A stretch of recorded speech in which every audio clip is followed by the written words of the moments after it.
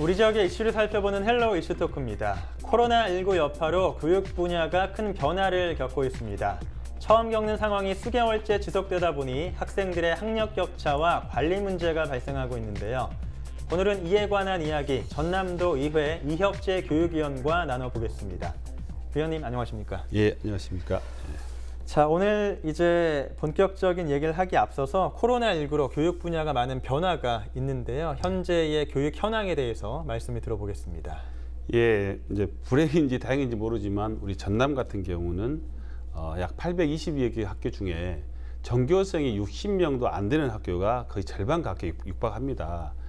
그래서 코로나가 한참 이제 창궐 할 때도 이제 서울 등 광주 등 대도시 학교들은 거의 학생들이 학교를 가지 못했는데 우리 전남은 60인 이하의 학교들은 이제 등교 수업을 해왔었습니다. 네. 그럼에도 절반 정도의 어떤 학교들이 등교 수업을 못하고 있다가 이제 최근에 이제 1단계로 전환되면서 이제 전남 같은 경우는 이제 전교생 900명 이하의 학교는 매일 등교를 실시를 하고 있습니다. 그래서 900명 이하의 학교가 대부분인데 전남에 약 17개의 과밀 학교가 있어요. 900명 이상. 그래서 이 17군데의 900명 이상 학교는 3분의 2 등교를 하고 있고요. 3분의 2 등교입니다. 그리고 900명이 안 되지만 한 5, 600명 되는 학교 중에서도 3곳은 이제 의견 수렴을 통해서 매일 등교보다는 3분의 2 등교가 좋겠다 해서 이 부분 학교적 재량을 하고 있거든요. 그래서 네. 과밀 학교 17군데, 그 다음에 일반 학교 3군데가 이제 3분의 2 등교를 하고 나머지 학교는 매일 등교를 실시하고 있어서 타 지역과 비교해보면 타 시도 같은 경우에 예를 들어서 전라북도는 300명 이상의 학교는 이제 3분의 2 등교를 하고 또 다른 시도 중에는 600명 이상은 또 3분의 2 등교하는데 이 전남은 좀 약간 공격적으로 왜냐하면 더 이상 매일 등교를 미뤘다가는 학력 격차가 더욱 심해질 우려가 있기 때문에 좀 적극적으로 전체 등교를 이렇게 실시하려고 노력하고 있습니다. 네. 뭐 3분의 2 등교라든가 또 온라인 수업을 하게 되고요. 오프라인과 병행해서 수업을 하고 있는데 이렇게 처음 맞는 상황이다 보니까 학생들뿐만 아니라 학부모, 뭐 교사들도 혼란을 겪을 수 있을 것 같습니다. 그중에서 저는 고3 학생들이 좀 걱정이 되거든요. 어떻습니까? 예, 뭐 매우 걱정이 됩니다. 실은 이제 막 온라인 수업을 시작했을 때 다들 우왕좌왕이었어요. 네. 가장 이제 당황스러웠던 곳이 교육 당국이었겠죠, 당연히. 예고 없이 찾아온 코로나 때문에 예고 없이 원격 수업을 해야만 했습니다. 어쩔 수 없이 했습니다. 처음에는 여름방학을 줄이고 겨울방학을 줄여서 어느 정도 기간을 확보했는데도 불구하고 코로나가 종식되지 않았기 때문에 이제 더 이상 이제 등교를 미뤘다가는 아이들의 유급이 현실화된다는 그런 우려 때문에 어쩔 수 없이 원격 수업을 통해서 이제 수업 일수를 인정해주고 있는 꼴입니다. 그런데 지금까지 거의 6, 7개월 동안 하고 있는데도 불구하고 아마 대부분의 학부모님들은 원격 수업에 대한 불만이 엄청 많으실 겁니다. 네. 네. 고3 학생들 같은 경우가 가장 심각했죠. 고3 같은 경우는 사실은 요즘은 이제 대입 제도가 많이 바뀌었어요. 이제 예전에는 이제 수능 학력고사를 봐야지만이 입시가 끝났는데 지금은 3학년 1학기의 내신 성적만 가지고 대부분 수시를 치릅니다. 네. 그러니까 이제 3월 달에 이제 계약을 해야 되는데 하지 못한 상태에서 특히 이제 3학년 1학기 때는 수능 공부도 중요하지만 이제 학생부를 잘 관리해서 수시 준비를 해야 되는데 그걸 전혀 못했어요. 네. 또 뭔가 활동을 해야 그 학생부에다 기록을 할 거 아닙니까? 그게 전혀 불가능했었고 특히 이제 우리 지역 같은 경우는 이제 수능이 17개 시도 중에서 기존의 그 결과를 봐보면 17등입니다. 수능 성적이. 물론 이게 우리 전남의 선생님들, 전남의 아이들이 열심히 하지 않아서가 절대 아닙니다. 구조적으로 수능이나 시험 성적은 하루에 시험 보지만 유치원 때부터 시작해서 고등학교 3학년 1학기까지의 어떤 학습에 축적된 시간, 양, 질적인 면들이 하루에 나오는 거거든요. 네. 여기서 이제 통계에 따르면 우리 전남뿐만 아니라 이 농어촌 지역은 수도권 등 대도시 학생들에게 수능을 따라갈 수 없는 시험이다. 이게 판명이 나 있었습니다. 그런데 더욱더 이번 이제 그나마 우리 전남 학생들은 학교에 가서 이제 학력을 좀 높일 수 있었는데 학교를 가지 못하다 보니까 이제 많은 이제 어려움이 있었어요. 다행히 좀 공부를 잘한 최상위권 학생들은 별 문제가 없습니다. 왜냐하면 스스로 공부할 수 있는 그런 어떤 태도가 돼 있었기 때문에. 그래서 가장 우려했던 부분들이 중하위권 학생들의 수능 성적이 이번에 굉장히 낮게 나올 것이다. 그래서 이제 정부에서도 이러한 이제 수능 시험에 대한 대책을 내세웠는데 이제 그 수능 성적이 이제 정시 말고 우리 전남 학생들이 주로 그 지나가는 수시에서 어떤 식으로 이용되냐면 이제 점수 위주가 아니라 등급이 있어요. 그러니까 이제 수시 즉 내신 성적으로 합격을 하더라도 일반적으로 이제 이 우리 대학에 오려면 이 정도의 수능 성적은 갖춰야 된다 해서 이제 지정해놓은 구간이 수능 최저 학력인데 수능 최저 등급을 이 작년까지는 서울대학교가 예를 들어 서울대학교가 자 서울대 합격하려면 최소한 수능에서 3개 과목이 2등급이 나와야 된다는 게 조건을 걸었는데 올해는 아무래도 이제 힘들지 않습니까? 그래서 서울대학교가 올해만 서울대학교에 3등급 이렇게 좀 완화시켜 놨습니다. 아마 다른 대학들도 조금씩 완화시켜주고 있는데 이게 얼마나 우리 수험생들에게 큰 도움이 될지는 이제 결과를 지켜봐야 할 것 같습니다. 네. 온라인 수업에 대해서 얘기를 나눠보고 있는데 이게 학생들이나 교사가 적응하는 것도 문제인데 최근에는 학력 격차 문제도 대두되고 있다고요? 예, 학력 격차 문제가 어떻게 보면은 코로나 시대에 우리 교육계에서 풀어야 될 가장 시급한 저는 문제라고 생각합니다. 이제 방금 전에도 말씀드렸지만 대도시에 특히나 이제 사교육에 영향을 많이 받았던 학생들, 뭐 요즘 학부모님들 다 아시겠지만 기본적으로 1, 2학년 정도는 선행학습을 하는 게 좀 이렇게 좀 상위권 학생들에게는 일반화돼 있습니다. 네. 그러니까 이제 본 학기에 배울 내용을 상위권 학생들은 이미 다 그 전에 배웠던 거죠. 대부분 사교육에서 배웠을 겁니다. 그럼 이 학생들은 학교는 가지 않지만 원격 수업이나 아니면 동영상 수업을 통해서 충분히 본 학년의 어떤 진도를 따라갈 수 있는데 이미 그렇지 않는 학생들 같은 경우는 원격 수업을 통해서 이제 선생님이 옆에서 1대1로 앉혀놓고 시켜도 공부를 하기 쉽지 않은데 그냥 그 모니터 앞에서 있는다고 보면 되겠습니까? 이런 학생들에 대한 학력 격차가 이게 시간이 지나면 지날수록 더 커지고 있다. 그래서 이 부분을 우리 교육계에서 심각하게 지금 받아들이고 있고요. 원격 수업을 통해 나온 부작용인 학력 격차를 어떻게 해소할 것인가 이 부분에 대한 논의를 현재 심각하게 하고 있는 중입니다. 예. 네, 그리고 이런 온라인 수업을 보통 컴퓨터라든가 노트북으로 하게 되기 때문에 디지털 기기 격차로 인해서 또 차이가 나타난다 그런 얘기도 있더라고요. 예, 초반에 이제 그 문제가 굉장히 많이 대두됐었죠.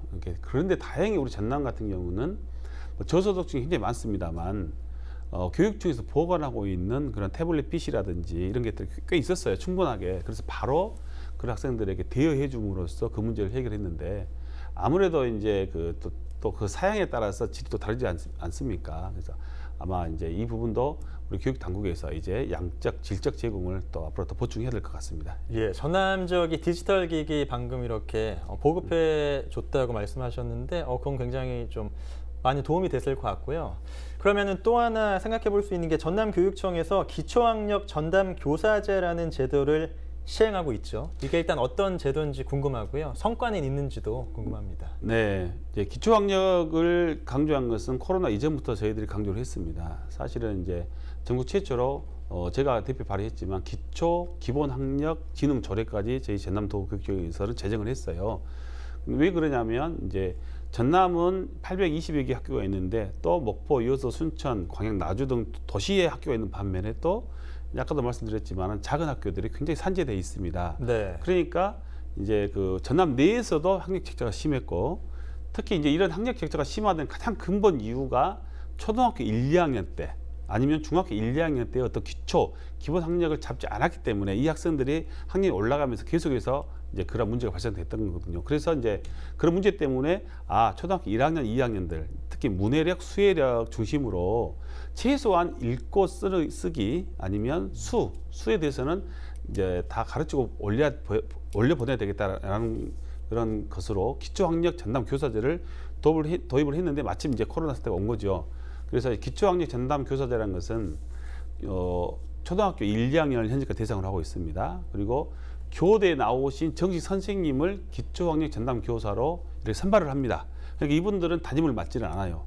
그리고 이분들이 이제 각 학교에서 이제 풀아웃 교육 방식이라고 하는데 그 반에서 정말로 기초학력이 부족한 학생들 따로 밖으로 이제 뽑아내서 뭐 1명, 2명, 3명 이렇게 소수로 직접 개별 지도를 해주는 그러한 전담 교사들을 가르칩니다. 네. 근데 정말로 이번 성과가 나왔는데 우리가 생각해 보면 한 30명 중에서 담임 선생님이 그 30명을 다 데리고 갈 수가 없어요. 거의 보통 저도 가르쳐 보면은 중간 정도 학생들에게 난이도를 맞추고 수업을 진행하거든요. 그러면 이해를 못한 학생들은 그냥 멍하니 앉아 있는 거지 않습니까? 그 학생들을 1대1로 이렇게 가르치다 보니까 굉장히 성과가 좋게 나타났습니다. 그래서 이 기초학력 전담 교사제가 현재는 그런데 안타깝게도 40명밖에 안 됩니다. 네. 그러니까 이 40명의 선생님을 더욱 확대를 이제 해야 되겠다 이러는데, 물론 정말 좋은 제도이긴 하지만 결국은 예산 문제이지 않습니까? 그래서 인력을 한 명 더 이상 늘린다는 게 그렇게 쉬운 일이 아니거든요. 그래서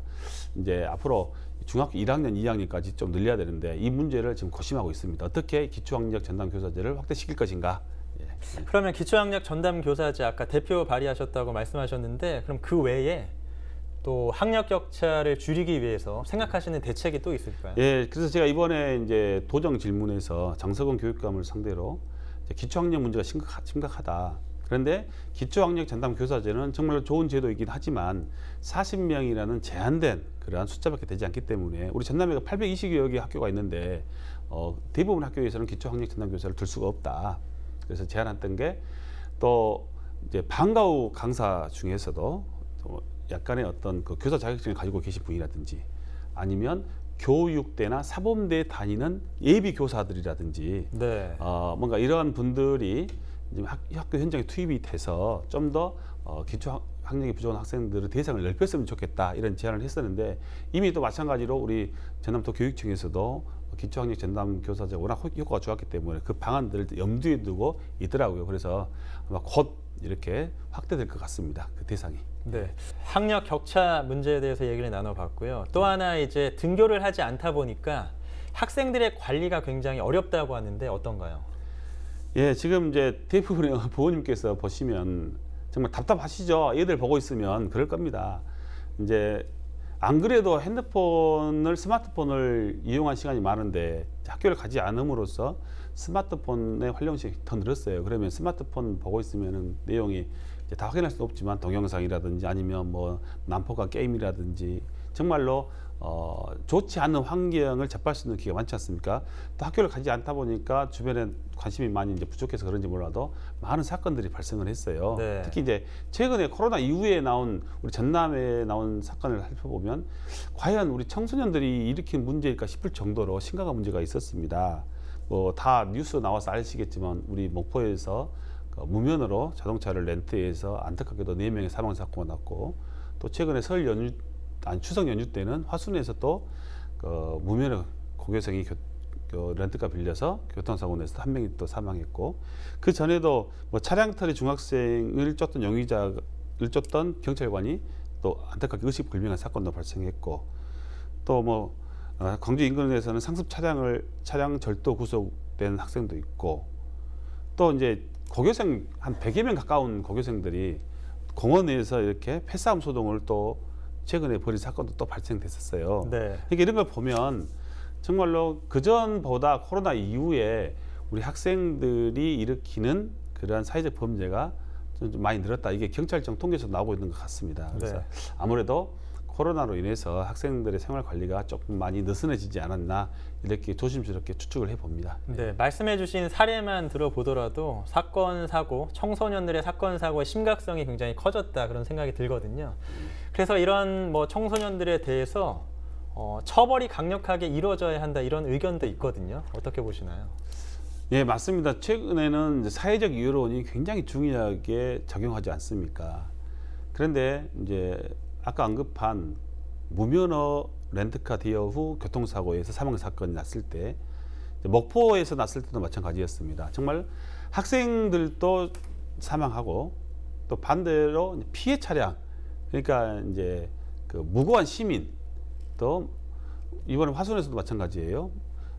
무고한 시민이 무분별한 어떤 고교생의 어떤 운전으로 인해서 사망을 한 사건이 발생했을 때 사회적 여론을 보면 학생에 대한 동정보다는 그 정말로 안타깝게 그 사망한 피해자들에 대한 동정론이 월등히 높습니다. 네. 그래서 그 학생들을 강하게 처벌해라, 뭐 청원까지 할 정도로 이렇게 사회적 공문을 사고 있어요.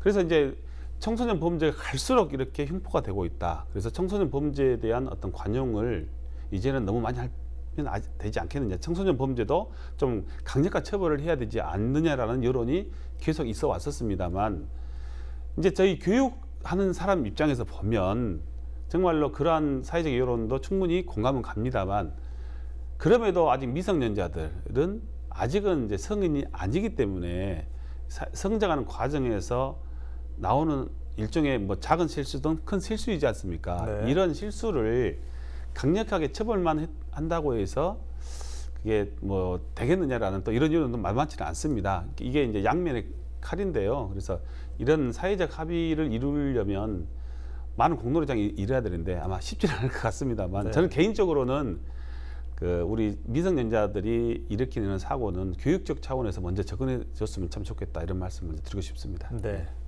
자, 그럼 제가 하나 더 여쭤볼게요. 예. 학생 관리가 쉽지 않잖아요. 어떻게 하면 효과적으로 좀 더 관리할 수 있을지 말씀 들어볼게요. 예, 이제 우리 교육청에서도 이 문제에 대해서 심각하게 인지를 하고 있습니다. 하고 있기 때문에 우리 선생님들에게 이제 과다한 업무를 줄 수밖에 없는데요. 물론 이제 원격 수업 준비도 해야 되고 하지만은 이제 매일은 아니더라도 어떻게 보면 여주의 학생들이 있을 수도 있지 않습니까? 그러면 좀 더 관심을 가져야 될 학생들에게는 뭐 직접 전화를 해서 챙긴다든지 이러한 직접적인 어떤 관심이 가장 중요하고요. 또 이제 학교에서도 지금 뭐 온라인 교육을 통해서 이렇게 사이버 폭력이라든지 이런 학생 범죄라든지 특히 이제 최근에 문제됐던 무면허 운전 문제, 또 음주 운전 문제, 지금 학생들 사이에서 이게 무면허 운전이 되게 유행을 하고 있어요. 그래서 이런 부분에 대한 교육은 지금까지 시켜오지 않았습니다. 그러니까 학생들과는 좀 별개의 문제로 생각했었는데 이런 문제들이 내려가고 있기 때문에 앞으로는 이제 지금 등교 교육을 또 했기 때문에 이제 무면허 운전이나 음주운전에 대한 어떤 심각성과 무서움에 대해서 교육을 또 시켜야 될 것 같아요.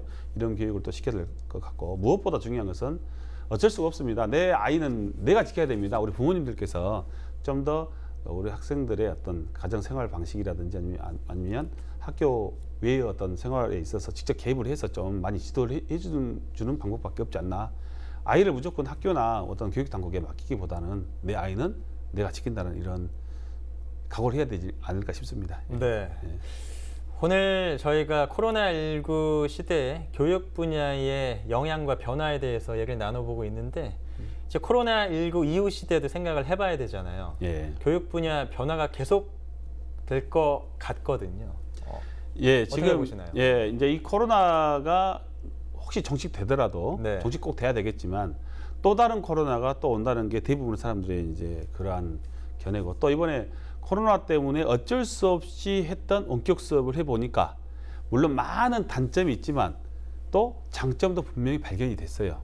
원격 수업에 대한 장점. 그리고 앞으로 미래 교육자들은 이런 시체말로 학교가 없어질 수도 있다는 이런 얘기도 해오고 있지 않았습니까? 그래서 이번에 원격 수업을 준비하면서 겪었던 시행착오를 이제 정말로 등교 수업과 원격 수업을 병행했을 때 나오는 시너지 효과를 이제 봐왔거든요. 그래서 이제는 그런 준비를 차근차근 해야 되지 않을까 싶고요. 앞으로 그렇게 될 것 같습니다. 특히나 지금 이제 블렌디드 수업이라는 용어가 이제 우리 학부모님들 사이에 많이 전파가 됐어요. 정말 생소했던 용어입니다. 네. 블렌디드, 이제 블렌드라는 단어가 이제 섞다 혼합하다 이런 뜻이었는데 이게 이제 교육 방식에 적용되면서 이제 예전처럼 아이들이 일단 학교에 와서 칠판 강의를 통해서 주입식 이런 교육만 해왔었는데 이제는 이제 원격 수업과 등교 수업을 병행하기 때문에 원격 수업을 통해서 아이들이 미리 어떤 영상이라든지 어떤 그런 자료들을 살펴보고 와서 학교에 와서 등교 수업을 했을 때는 그 영상으로 공부한 것들에 대한 토론이라든지 또 이런 식의 수업 또 정말 한 가지 방식의 어떤 수업 방식이 아니라 여러 가지를 시도하면서 혼합해서 하는 블렌디드 수업 방식이 아마 앞으로는 대세가 될 것 같습니다. 그래서 아마 코로나 때문에 오히려 교육이 한 단계 더 업그레이드 될 수 있지 않을까. 또 미래 교육은 그렇게 바뀔 것 같다 이런 생각을 해봅니다. 네. 오늘 코로나19에 따른 학력 격차와 학생 관리 전남도 의회 이혁재 교육위원과 얘기 나눠봤습니다. 오늘 잘 들었습니다. 코로나19 여파로 크고 작은 문제점들이 교육 분야에서도 나타나고 있습니다. 코로나19 이후 시대에는 지금보다 더 많은 변화가 생길 것으로 전망되는데요. 학력 격차 그리고 학생들 관리 문제에 대해서 조금 더 깊게 고민하고 체계적인 정책이 마련되길 바라봅니다. 헬로 이슈 토크 오늘 순서 여기서 마칩니다.